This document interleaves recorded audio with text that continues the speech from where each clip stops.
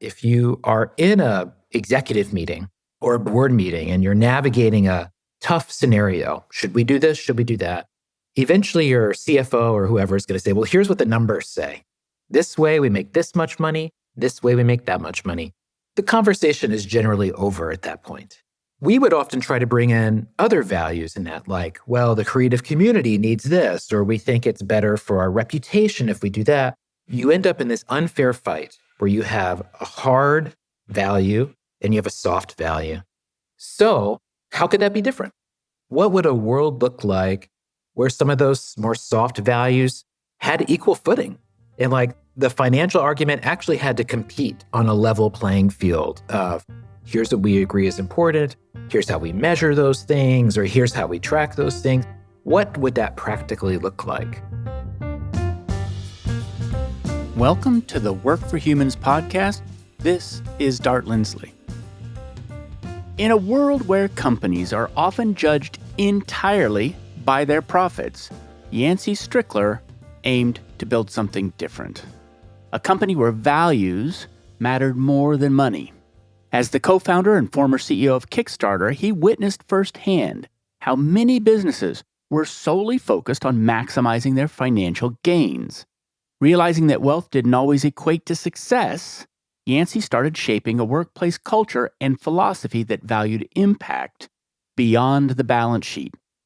Informed by his experiences at Kickstarter, Yancey realized that the ethos of financial maximization is the driving force behind many social ills. It is both recent and a choice. He wrote, "This Could Be Our Future," about how to apply a philosophy he developed called Bentoism that shows how to look beyond short-term returns to see longer-term benefits for ourselves and others. Yancey is now the co-founder of Metalabel, which is a very exciting new space for releasing, selling, and exhibiting creative work. In this episode, Yancey and I talk about the overpowering culture of financial maximization, defining a company's value beyond profits, and how these ideas influenced Kickstarter's bylaws. We also discuss the origin and principles of Bentoism, the equity rules of his recent startup, Metalabel, the value of hierarchy in organizations, Yancey's most significant career lessons, and other topics. All right, to support Work for Humans, consider subscribing wherever you listen to podcasts. Without further ado, my conversation with Yancey Strickler. Yancey Strickler, welcome to Work for Humans. Thanks for having me on. As you might imagine, I read a lot of books. I read a lot of business books. So many of them, they're basically how-tos. They're how to do something. And I've been reading your book, which I know was written 5 years ago now. This Could Be Our Future is the name of your book, and it's a manifesto for a more generous world. It has some how-tos to it, but more than anything, it's a why-to. And I feel like you've dug deeper into the psyche of our society than many of the people that I read. And in particular, I think we're doing something fairly deep with this show, which is that we're exploring the idea that our business models are wrong and that we should look at employees as customers and that we should look at work as a product that's being designed and sold to customers. You've gone deeper, all the way to question the roots of financial maximization, which most of us grew up inside, so we can hardly even see it. And so I want to start there, and I want to talk about what is the culture of financial maximization? Where did it start? What harm is it doing? Thank you for having me on. Thank you for opening up the space to have these sorts of conversations.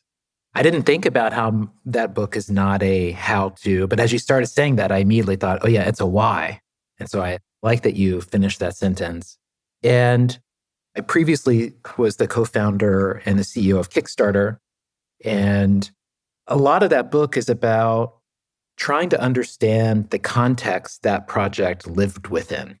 We started from the beginning, the three of us who started it, we were all music people. We were not business people and not that interested or excited about that part of things. Just here's a fun creative project to do together.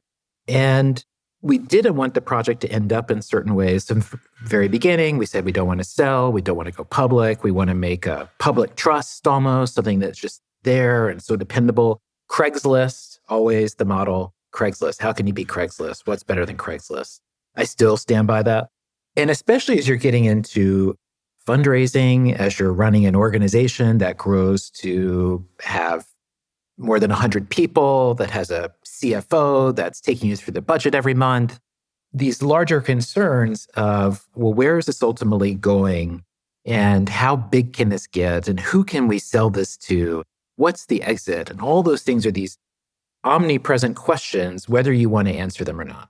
And we ended up taking steps of becoming a public benefit corporation, one of the first companies to convert to a public benefit corporation, to write into our corporate bylaws that we were not playing that game. We were trying to design our own different game.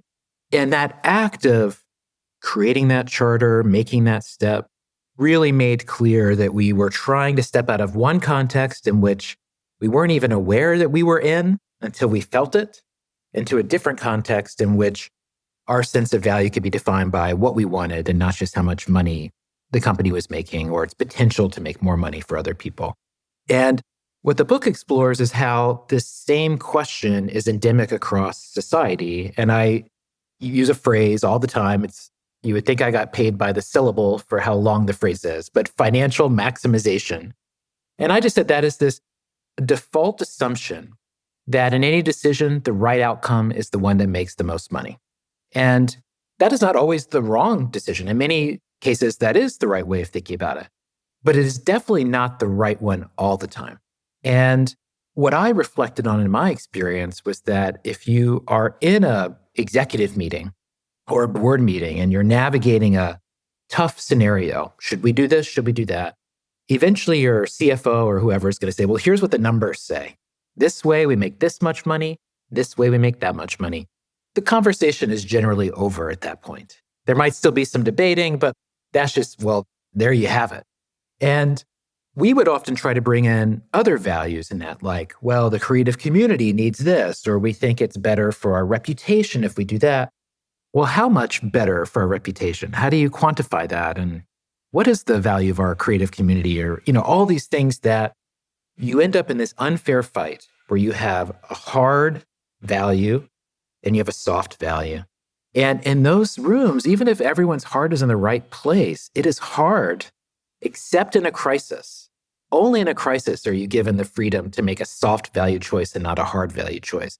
But any other situation, the hard value choice is going to win. So how could that be different? How could that be different? What would a world look like where some of those more soft values had equal footing? And like the financial argument actually had to compete on a level playing field of here's what we agree is important, here's how we measure those things, or here's how we track those things. But what would that practically look like? And so, I was just trying to imagine that. And I didn't have that while I was CEO of Kickstarter. And we did okay managing that because we were constantly conflicted. But there were numerous moments where I was like, I won't say numerous, but there are moments where I don't know if we got to the right place in this because it was just hard. It was so unclear. It was hard to justify, but my gut says maybe there's a different path.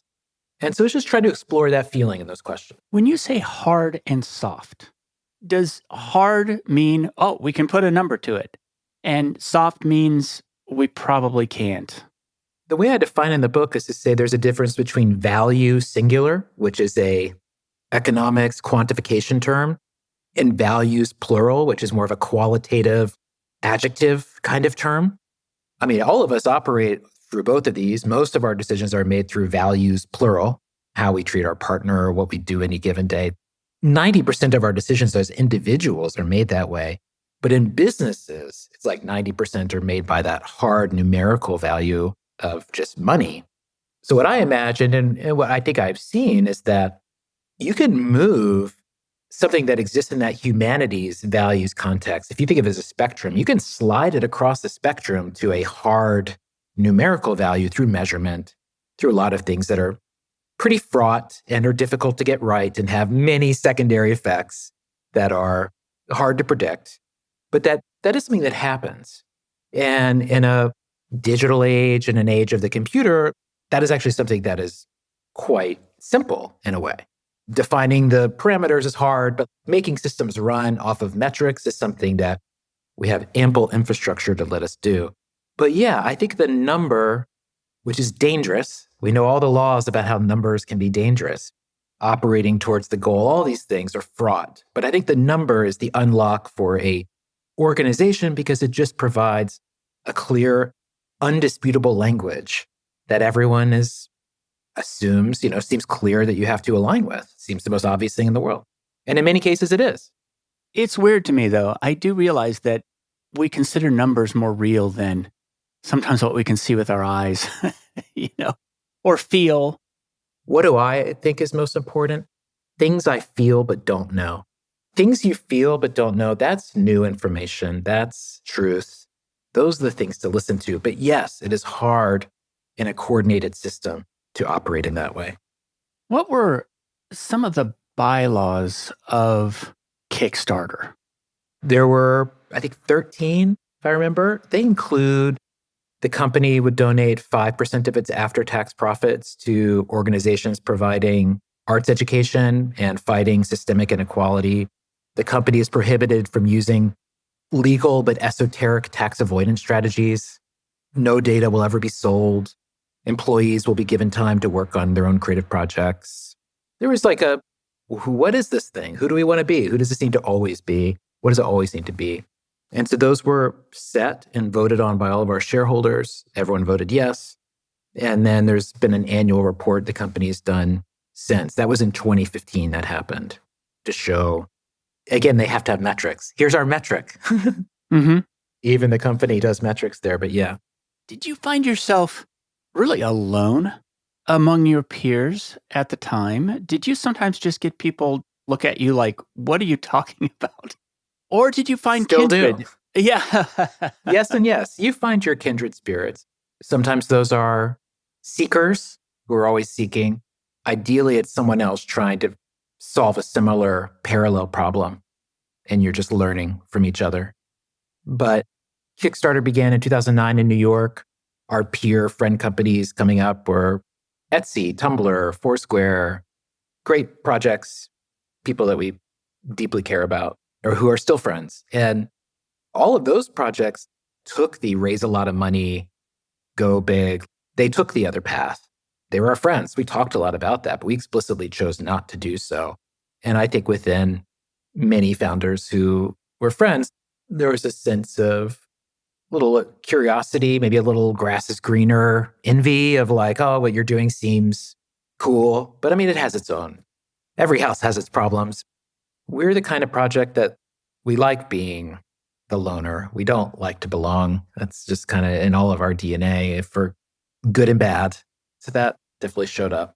I want to get to your most recent project. But before we do that, I want to get into Bentoism and how it is a way to help us recover from the default of financial maximization. And then I want to look at your recent project and then reflect back on how it might manifest some of those ideas. How did you arrive at Bentoism, and what is it? I was writing this book. I knew this book was about expanding the value set beyond financial value and bringing other values and considerations to the table and having them sit equally beside one another. What I didn't know as I was writing the book was my core metaphor for that transition. And so I actually had the whole first half of the book written, kind of the last bit of the book written, and there's this middle couple chapters that's like, the thing. And it's like, what is the thing? And you can imagine the constant self-talk of, you're such a fake. What are you doing? You're going to get caught. You're going to get found out. But I've learned enough about how to manage myself that I ended up inadvertently handling it really well, which is that about halfway into the project, I gave myself a month off where I wasn't going to do any writing and I was only going to read. And part of what I read was the book I had been working on. And during that time, I just kept giving myself different assignments, just like a little assignment each day. And one day, my assignment was, if I had to draw the storyboard of this book like it's an animated movie, how do I do that? So I mapped out the first chapters, which are have a lot of real world examples, quite easy to do. And then I get to this question of the thing. All right, the thing. How do I draw the thing? And in my notebook, I was like, okay, well, there's this financial maximization idea. That's easy to visualize. And I just drew a hockey stick chart of a line going up and to the right, most basic thing in the world. And then as I was looking at it, I just thought, well, it's kind of arbitrary, actually, where I stopped that X and Y axis line. Because if I draw the X out, that's time. Time isn't just this quarter. Time can go forever. It can go backwards too. But if I could stretch that line out, and actually this Y value, I thought of that as self-interest, not money, whatever it is you want. And I thought, well, that also, there's really no ceiling to that. And that actually transitions even as it gets bigger and bigger. So that line can be longer. And suddenly, this hockey stick graph, the little phallus of the hockey stick was suddenly very tiny in this big white space. And I could feel it in my stomach and my chest that was something. And I just thought, what is all this other space? What is all of this? And so I ended up just drawing some lines on it to make it a 2x2. And I labeled each of the boxes. The box where the hockey stick graph lived, I labeled that now me. This is what I individually want and need right now. The box to the right of that one, I labeled future me. So it's not this quarter, it's in the future me. Okay. And I thought, oh, well, how I act now determines who that future me is going to be. That seems relevant. And then when I went up this line of self-interest, okay, what is above this now me? Well, it's us. It's me thinking of the people in my life who I'm accountable to and are accountable to me. So now us. And then the top right was future us. And I instantly saw in that one, just very basic, rudimentary sketch that this was a map to a wider set of dimensions of what self-interest is. And self-interest is not just what I want right now, but it's also what the people around you need. It's who do you want to be? What do you want the world to be? All of those things, they leave footprints in your life. Those are very much a part of your experience. And I wanted to label this graph. And so I wrote next to it, beyond near-term orientation. I thought this is just a way to see beyond near-term orientation. And as I looked at those letters, I saw it was an acronym that said bento. And I looked at the 4 boxes. I said, oh, it's a bento box. Is this too cheesy? Okay, it's a bento box, I guess. And all of that happened in the span of 40 seconds. And it took like a year and a half of a simmer of the crock pot, the one pot, for that moment in my mind being soft enough for a couple weeks of just reading and me not giving myself a hard time of like, you got to have the answer. All of those things together, it just pops out instantly. And I just made a little video at that moment. Here's this thing I made. It's online, but it was like in this moment, it was like, oh, wow, this is all of that intake to this output. And I just have kept playing with it personally. Well, at first I was like, well, what do I think in each of these spaces? So I came to define, well, what are my values? What do I want for now me? What do I want for each of these things? That was an interesting conversation. I started using it to make my weekly to-do list. That was a huge unlock. Okay, what are my now me priorities? Well, I know what those are. It's pay this bill, call this person. What are my future me priorities? Well, exercise, bigger things. Now us, well, I want to call these 3 friends this week.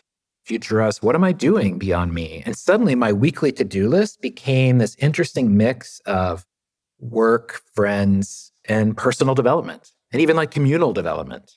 And so my behavior began to shift. And I was living in LA at the time, and I had this image that this is something people learn about in a living room. And someone tells it to them, and they have like a magazine on their lap and a piece of paper, and they're like drawing it. It's what you tell a friend.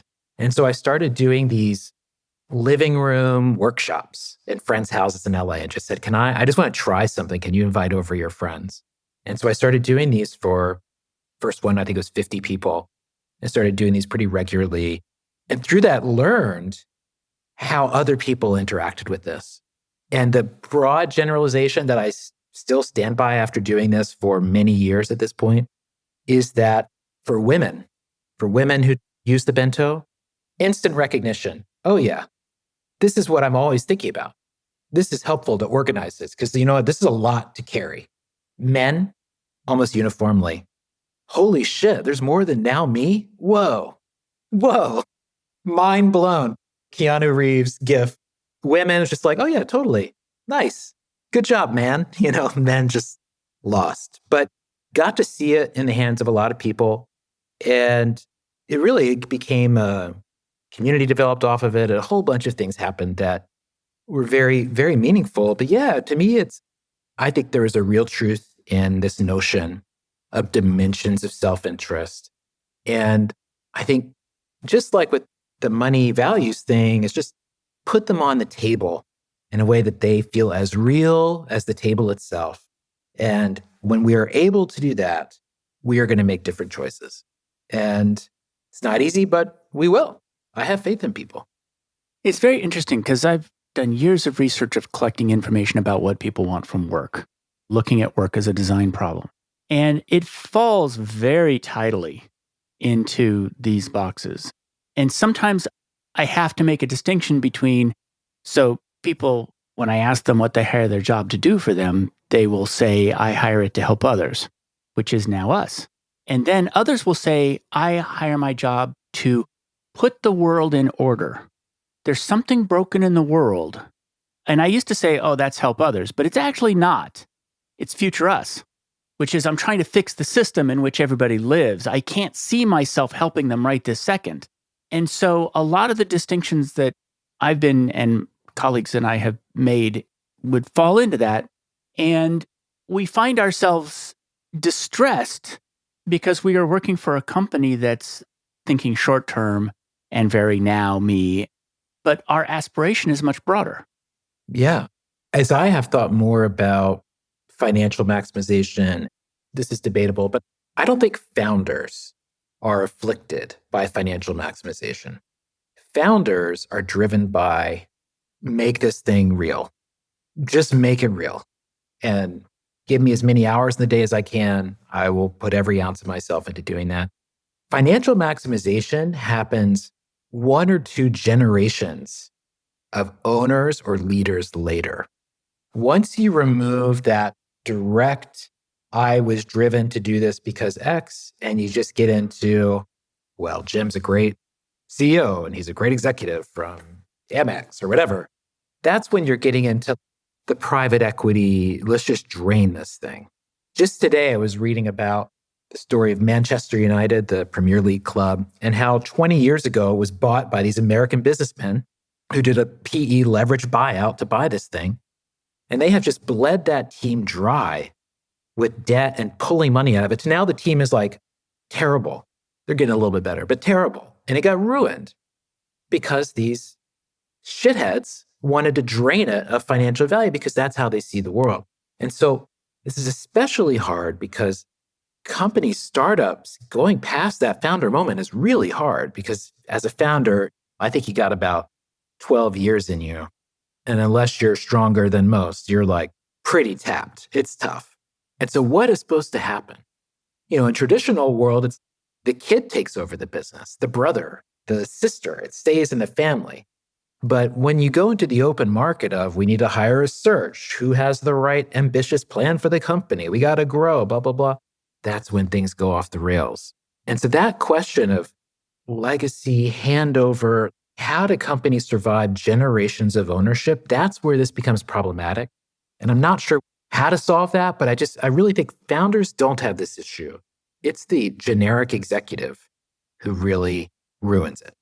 Well, and who's been trained to ruin it. Right. In many cases, right? I started using the phrase in my own notes while I was reading this, the banker's gaze. The banker's gaze is you look at everything for its dollar value as opposed to the other aspects of value that it can create. There's just one part about what you wrote in the book that I still want to talk about before we go on to your recent project. And this is the idea that financial maximization has driven a monoculture in so many different domains. It's done it to neighborhoods. It's done it to music. And I don't really understand how it does it, but that it makes the world more uniform by stamping out malls and stamping out chains and stamping out radio stations, which is something you care about a lot, which is what musical content is getting into the world successfully. So I wanted to point that out because it's everywhere.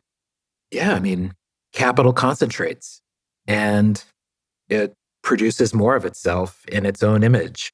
This is where, for the free market to be free, there have to be other constraints that just push it in different directions.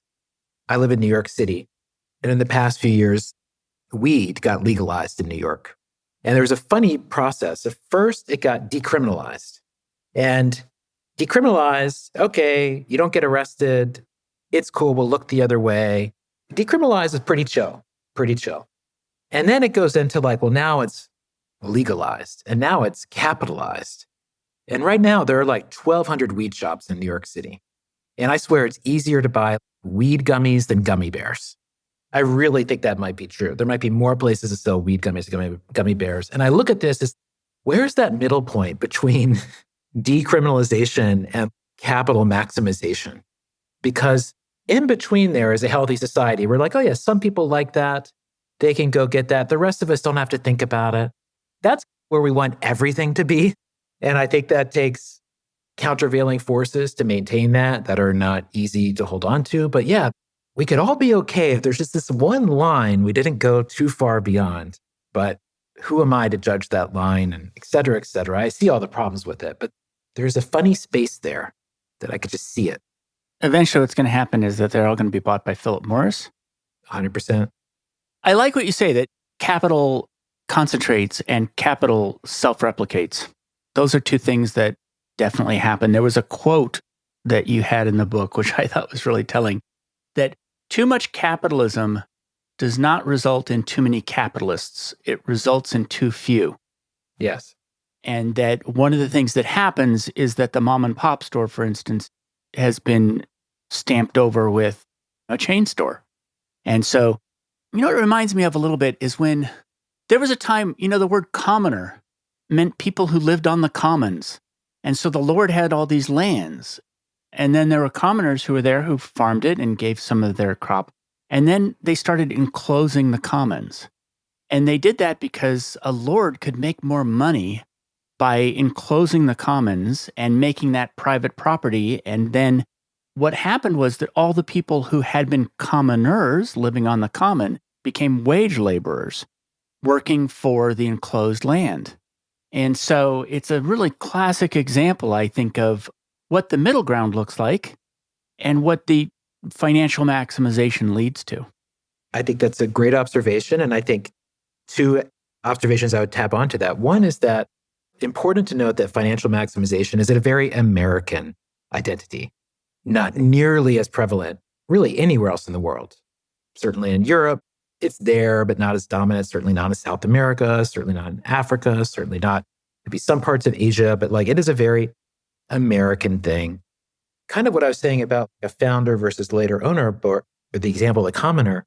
When human beings create things because we need them, want them, whatever, we're just being human, we create things of balance, things that do sit within that space we're talking about. It is over time, as others seek to gain from those or to franchise them or whatever, that you start to get into this secondary level of activity, all of which just leads me to say that I don't think that the conditions we're in are a natural, organic human experience, in the sense that when Adam and Eve first spoke, they're like, what type of business are we making here? What can we sell to that snake? What do they want? Let's triple it. That did not happen. That came much later. This is an artifice of a culture and structure that we're in, of which we benefit and we also suffer. I'm not smarter than it or better than it. I don't have any answers. I'm just observing what I've seen in my own experience. But it is not innately who we are. It is who we have become. And that alone makes it worth asking harder questions about. So you're launching a new thing, a new startup called Metalabel. And as you look toward founding that, how are you taking the lessons learned from the past? And I think one question I'd have to ask is, why are you founding something? Reading your work, you didn't always love being CEO. CEO is kind of excruciating, but you want to do it again. You're partially correct. It is excruciating, and I don't really want to do it again, but I believe in service, and I have been called. I have been called, so I don't have a choice, actually. Well, this project starts with the bento, actually. I mentioned leading those workshops, and that became a community called the Bento Society, and then that became a couple thousand people on an email list and who would go to these weekly spaces I held. This was before COVID and then during COVID. And after doing that for about 2.5 years, I just hit a wall. I kept amazing people in the community. I kept inviting people to like step up and co-run with me, and never totally worked. And I found myself trapped, for lack of a better word, as a guru. And based on my amateur experience, being a guru is really boring. You just give a lot, not a lot of take. Well, I think the worst gurus take by exploiting people in all kinds of ways. That can really be financially maximized. I'm just telling you. Yes, I get why gurus go that route. But yeah, I just felt wrong. I didn't like the experience. I felt very isolated, and I hit a wall. And I actually thought back to my experience where the bento first appeared, and I said, I just need to hit pause for a month. So for 1 month, I canceled all the events. It was just like, hey, just going to go quiet for a little bit. Just need a little recharge. Like I did before, I just read books and did other things, but just tried to feed myself. And I read 2 things that just leapt out at me. One was I was reading a book I've read many times called Our Band Could Be Your Life. And it's the story of punk rock and hardcore in America. And it's about many of my favorite bands. And in all these stories, it's like the story of Black Flag, Sonic Youth, Minor Threat. And all these stories, some band somewhere in America would be making weird music because it's the early 80s.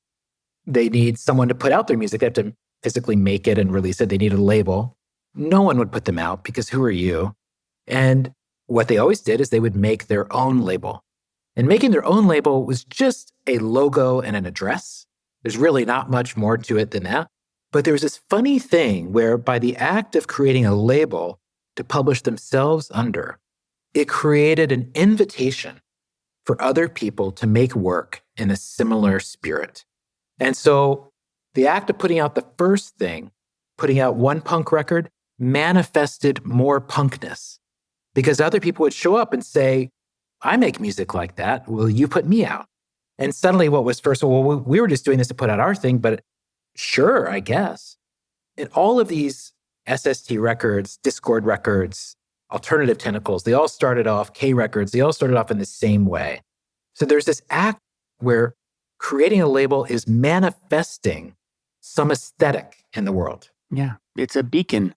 It's a beacon that draws to it what would otherwise be lost in the noise, and it can come together as a signal. Mm-hmm. And the other thing I read at that same time was about, I don't remember why, but I was interested in reading about the Royal Society. I'd been aware of the Royal Society, but it's like a group of scientists in the UK. And I was reading about their history. And the Royal Society started in 1660 when Sir Christopher Wren and some other academics who taught natural law, which was the term in the 17th century for things only God would know. Like, what is blood made out of? How do our bodies work? What's in the heavens? Like all these things. So they taught this. And every Thursday they would go to a pub. And the pub they met at is still there. And they would meet every Thursday and they would talk about their work. And at some point, someone had the idea of, what if we started a club? And our club is dedicated to the idea of proving facts through evidence and not through what the church or king declares. Shazam, the Enlightenment. Yes, everyone thought it was a great idea. So they start publishing the first zine. It's called Philosophical Transactions. They publish it every month. And what it featured was the members trying to do what we now call science. They were running experiments. And they're just detailing, here's how I tried to test this. And every month, a new issue came out. Eventually, the group started putting money in to help fund people's projects. And through Philosophical Transactions and the Royal Society, that's how the Babbage machine was funded. It's how the first microscope was made. The first microscope's images were printed. It's where Sir Isaac Newton first published. It's where Benjamin Franklin's kite experiment was published. It's where the peer review was invented, where the scientific method was invented. And that happened through this iterative process of just publishing a monthly journal, trying to prove facts through evidence. And they taught the world to see things that way. And so reading these things back to back, I thought these are the same thing, actually. They're doing the same thing. It's a group of people who hold some common worldview, and they agree to release work by themselves and others that reflects what holds them together. And I saw examples all over as soon as I thought that way, like the Whole Earth Catalog is a label in the same way. The Project Mischief is a label in the same way. Every publisher, every magazine, every art gallery, they're all kind of in a similar zone. Just for myself, I wrote up these thoughts and said, I believe there's this thing called a culture label. And it's existed for, I believe the first one is 1660. And this has actually been maybe the most durable form of cultural influence that's ever existed. And so I wrote a Google Doc for myself. Wasn't sure what to do with it, but just sent it to a few friends who are artists just to be like, is this the most obvious thing you've ever read? Can you just tell me what you think? And over, just heard back, wow, never thought of this before. It felt insightful. And they were saying, how would I do this? What do you do to do this? And it just kept calling. It just kept calling. A couple of different things in there. One is, just in the last interview, we were talking about Brian Eno's concept of scenius. And what you're saying is that sceniuses follow a pattern of creation. By the way, are you familiar with that term, scenius? Yes, very much so. Okay, just to make sure. I was with Brian 2 days ago. Yeah, tried to get him on the show. I want him to talk about scenius. So this idea, it makes a lot of sense to me. It makes total sense right away. Yeah, so there's this form. So, okay, here's this form. And at the same time, I was just thinking about this. Someone I slightly knew named Rob Kalin, who is the founder of Etsy, he reached out and said he was working on something new and would I talk to him about it. I did, and it was an interesting idea. And he asked me to be a co-founder. So we started working on this thing together. And honestly, I did it because I needed a job. And I like Rob. He's a real artist, but I needed a job. And we spent several months working on that together and then kind of hit a wall with it. Wasn't what we thought. And then I brought up this label thing I've been thinking about, which I hadn't shared to that point. And I recently had the idea to call them meta labels. Like, I think that's the structure. It's not a culture label, it's a meta label. And so shared this idea with Rob and with a couple other people that we were collaborating with. And there was just a instant heat of, yeah, that's interesting. That's interesting. And so that was November 2021. And then since then, we have begun to make and put out work together. And this is where there's a lot of interesting, I'll get to our design choices in a minute, but we've been putting out as a label, we ourselves have been a label, because to do the thing, be the thing. So we needed to first be a label. Our first release was the manifesto, which was my original essay made a little better. Second release was a tool that let people imagine themselves as a label, and it was very bento-like, and kept iteratively putting out work, including tools for people to release work, and just experimenting for the last couple of years. And it's all culminating in, it'll probably be out by the time this goes live, I would guess, but in the next week or two, Metalabel will go live as a new space for releasing, selling, and exhibiting creative work. You could think of it as like Bandcamp for everything, or Etsy for creative work. And underlying this whole structure where you can release or sell physical or digital work, tickets to things across any creative medium, because the thing about labels today is they don't stay in one medium. You operate everywhere. That's what everyone has to do. So Spotify, these siloed things don't make sense, I don't think. So it's like an open design space. And underlying this whole system is this reinvention of a label, which is a creative group of people who choose to co-release work together. So on Metalabel, a creator on their own or with as many friends as they want, they can create an identity through which they will publish work. They can publish work by themselves, by a collection of them. They could sign someone and release their work through their label. They can create financial contracts between the releases to say how much money should everyone get from a drop. And it's a whole stack to let people create collective release vehicles. Because what I saw with myself when I was burnt out on Bento, I was this creator economy, rise and grind, like go get my followers every day kind of thing. I was in the single player mode is where I got trapped.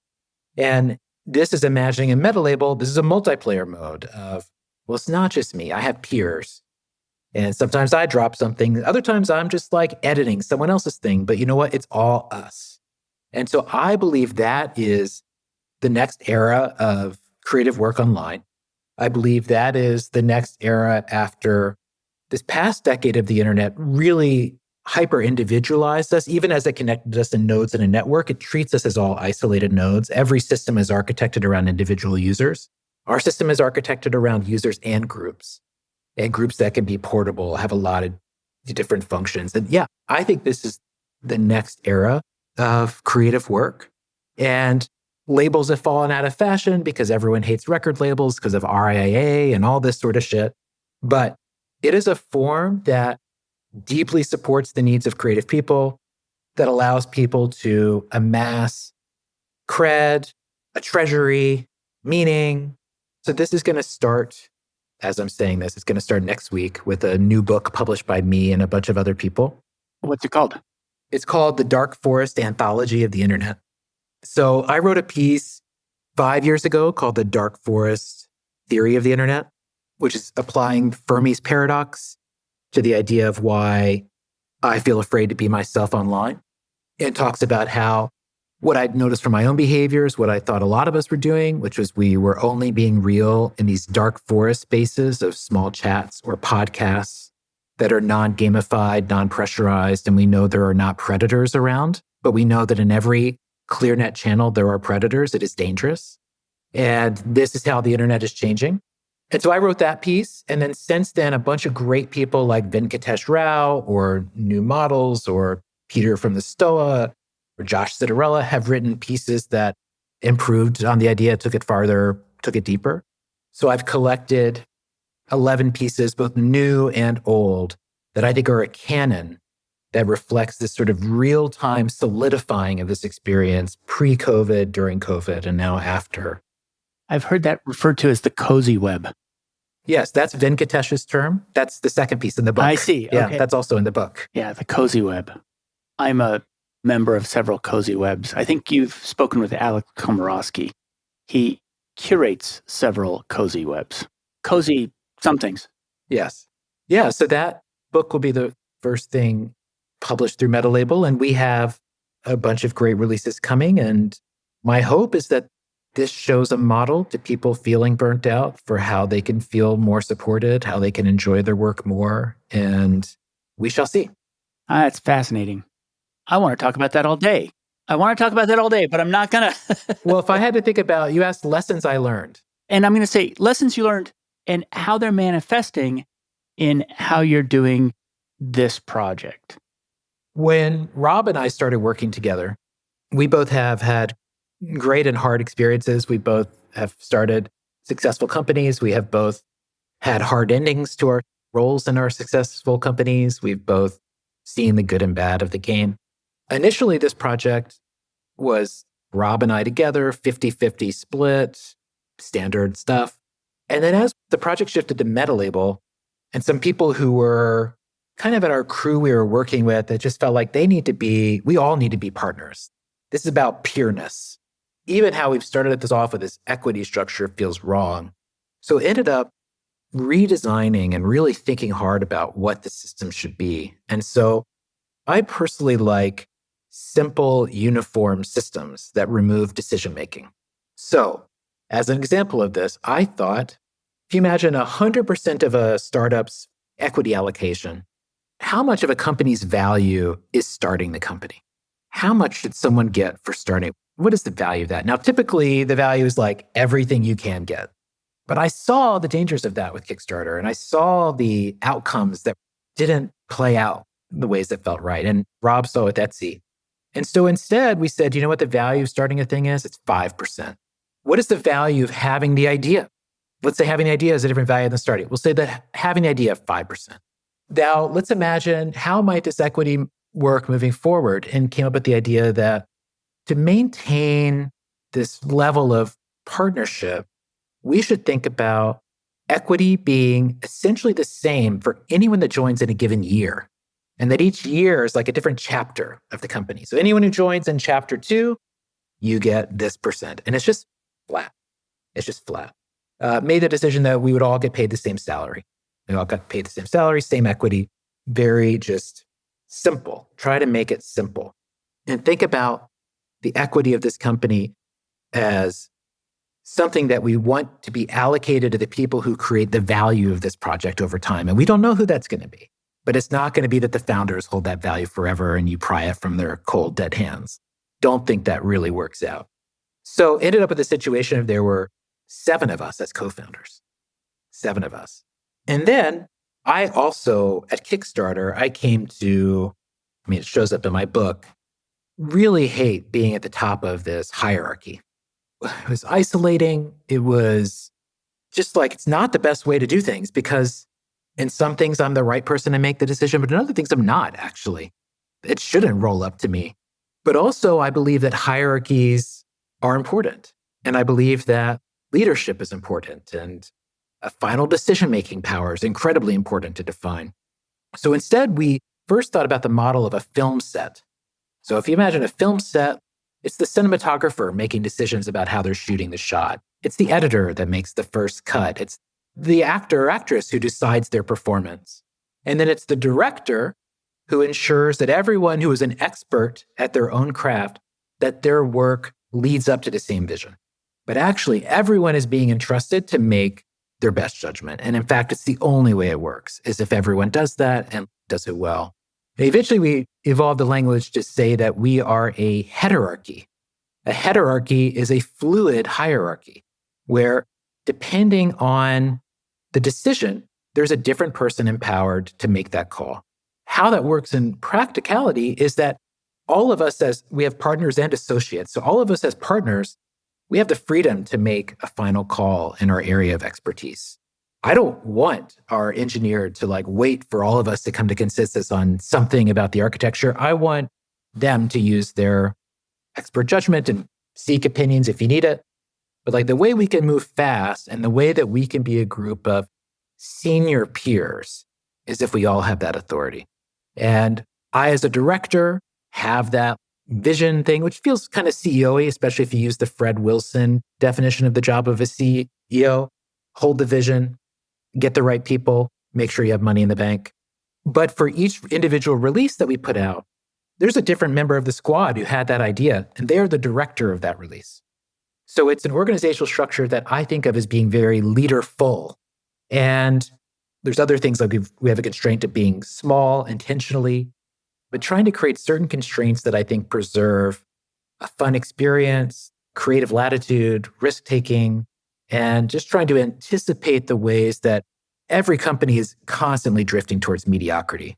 Being mediocre is the easiest thing every day. Every day, your life is just trying to make you average and uninteresting, and you have to fight it with everything you have.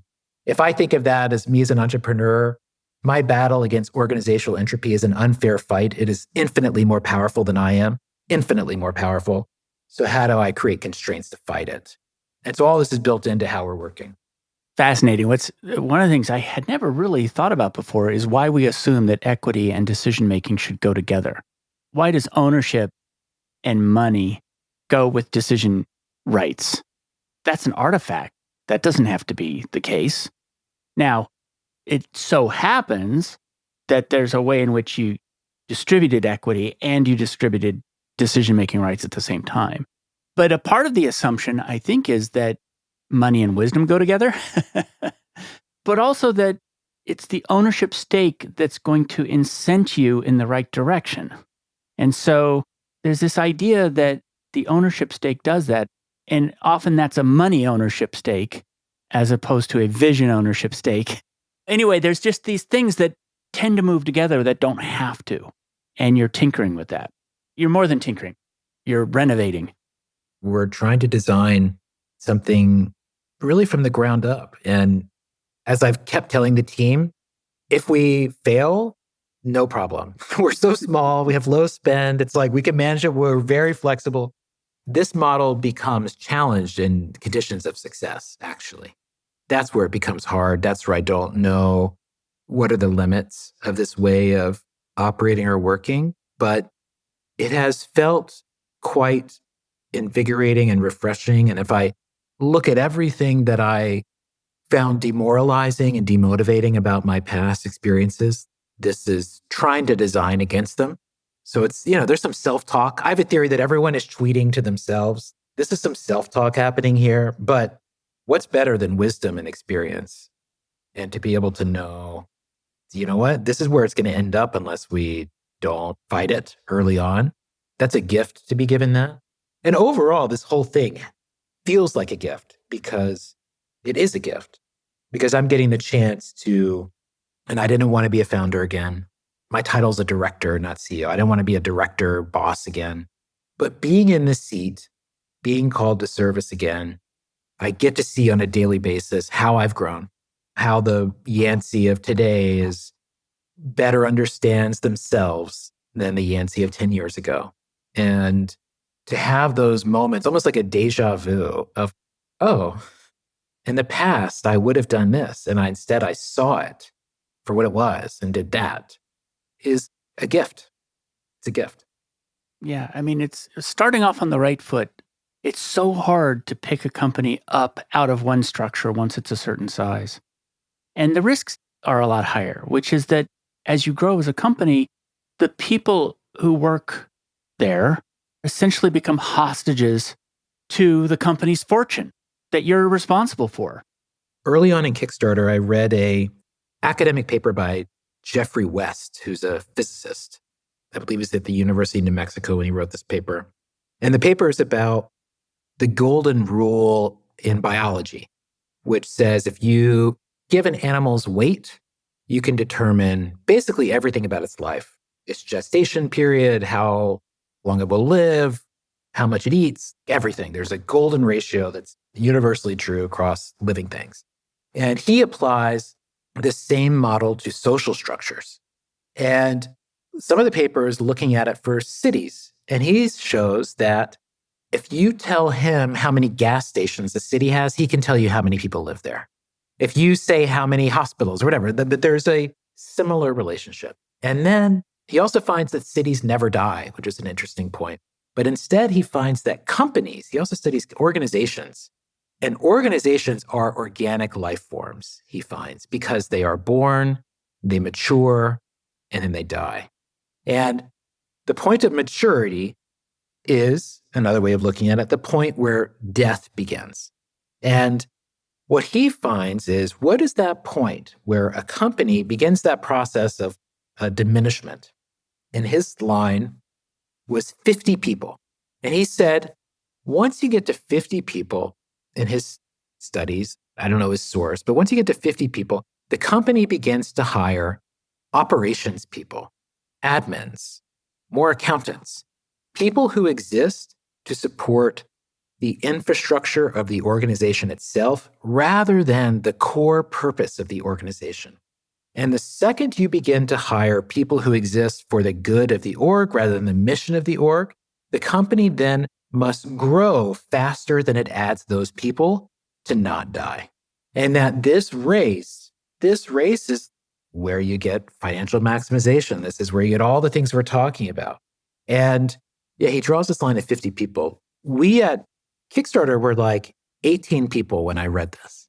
And my co-founder, Perry, and I, we sat in a room and where we wrote on the board, okay, here's the last 32 hires or whatever of Kickstarter, 20 hires, and mapping out what those rules would be, wanting to stand at that 50 number. And then in the midst of that plan, we became headline news and suddenly we had more support tickets than we knew to do with. And then you're just like, well, we got to grow.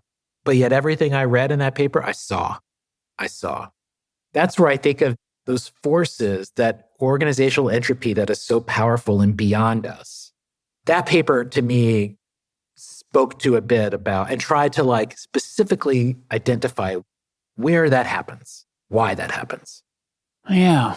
We had Gary Hamel on the show who wrote Humanocracy, which you may have run across, but it's all about keeping companies small. And even a steel company, he describes steel companies that are very successful, 250 people. You would think steel companies. It's got to be all about scale. And his thing was, no, you keep them small, you keep them regional, you keep them close to the customer. You give lots of decision-making to the people in the organization, and you have no organizing functions. None of the operations functions that you're talking about. So no HR department. I've spent a lot of my career being the person who tries to get these gigantic companies to work. So head of business architecture, it's like, come on, we've got to change direction, and we're 100,000 people. How do we do that in a coordinated way? And I'm not sure it ever worked, honestly. Yeah, that sounds terrifying. It's definitely tilting at windmills, I'll say that. It's like, I think we can do this, but I have to suspend disbelief really hard to make that happen. One of the quotes in the book that I really enjoyed was from the Bible. And it was, "For our struggle is not against flesh and blood, but against the rulers, against the authorities, against the powers of this dark world." And the word rulers, I looked up a couple of different translations. It doesn't always come out as rulers. Sometimes it comes out as forces of darkness. It doesn't mean people. It means the system is absolutely what it means. And the word that was used in the Bible was this sort of sense of demonic forces or bad forces. And then if you continue, what the next line is, "Stand therefore, having your loins girt about with truth." That's great language. That is great language. It is. But that's what you have to do going into a company like this as you start it up, which is that you're recognizing that there are forces that are beyond your control, that if you let them go, they will turn the company into a shape which is maybe financially maximizing, which is then a part of the problem you're trying to solve, or maybe it's just not the shape you want. And so you must have your loins girt about with truth to recognize when it's going astray. Yes. If I compare the version of me now versus the 28, 29-year-old person starting Kickstarter, the person today is infinitely humbler. Not that I was some cocky whatever, but you're like, this won't be hard, or we got this, or they're all so stupid, or, all of these young person. I look at my younger self, oh, you, very nice, good try. But yeah, there is less humility. And now as I step into it, I'm infinitely wiser, infinitely more skilled than I was then. And I look at everything and I say, wow, everything is so hard. And I don't look at any single task and think it's easy. Literally, there's nothing I look at and say that's easy, because I think absolutely everything must be done with the utmost care. And I don't care what you're doing. That is hard. I mean, it's joyful. It's wonderful. Hard's not the right word, but it's real effort. And yeah, I just don't look at anything as easy anymore. And that's really what I took away from that. I have a couple of closing questions I ask at the end of every show. What do you hire your job to do for you? Well, I think my answer to that question is different than it has been. I think that younger version, it was to help create my identity and my value and my worth, show me where I am in the world. And I think for young men especially, that's a rite of passage that you carry embedded in you. I have been freed of that now. And now I am, this is going to sound cheesy, but I'm called by a spirit. For however reasons I have layered in me a set of experiences and perspectives and skills that come from being the son of a waterbed salesman and a secretary at a college, that lend themselves well to serving complicated goals with other groups of people. And I've done it enough to know I'm in the upper percentile of skill at many of these things. And I am just called. Those things call to me. I'm this sort of person that when someone is speaking to a crowd and says, some of you are called by public service and you want to do whatever, come be a teacher, come whatever, serve your country. There is something inside of me that's like, so activated by that I don't even know what to do with myself. And I don't want it. I'm like, shut up. I don't want that. I just want to go read a book. Just shut up already. But there is just something there. And now I'm just excited by just manifesting things. It's just so fun. So fun. And I have many projects that drive me and other books in the works and all kinds of things that are all just for me because they're fun. They're not for ego, not for rep, not for legacy. It's just because they're there and I've learned to listen. And I think the next 15, 20 years, I hope to be a creative peak of knowing myself, having learned some things, and still having such a great drive and thirst and curiosity to just explore, try, do, make, and taking care of myself is keeping myself in that pocket, ready to perform and listen. What does your job cost you? Well, I know in the past it cost me my friendships, never my family because I have my head on straight, but certainly many friendships. Now I don't think it costs me anything because I don't have a job. I just am. And it gets overwhelming. I'm a little terrified of our platform going live. It's been great to be in the lab. I lived on the West Coast where I could just disappear. Now I'm back in New York in the mix. And right now it's 3:00. I have yet to not be in a meeting since I woke up today, and I won't be for several more hours. This is not what I wanted, yet I'm here. And maybe I'll find a limit. Maybe I will find there's a cost, but not yet. Where can people learn more about you and your writing, but also Metalabel? Yeah, Strickler, first initial last name.com is my personal website where you could see everything I've written. My public writing going back to 2000 when I was a music critic for Pitchfork. So you go there, metalabel.com, metalabel.com. I'm out there. Come find me. Thank you very much for coming on the show. Thank you so much, Dart. Appreciate it. Thanks for joining me for another episode of Work for Humans. If you enjoyed this episode, please give us a 5-star rating wherever you listen to podcasts. And share the show with one person you think would get value from it. Believe it or not, this really helps us grow the show and reach more people who want to build the kind of work that people really want. As always, thank you to my producer, Jason Ames at Ninth Path Audio for his insights into content and his high standard for quality. Final note, the opinions shared here are my own and not the views of Google or Cisco Systems. Thanks again for listening. See you next time.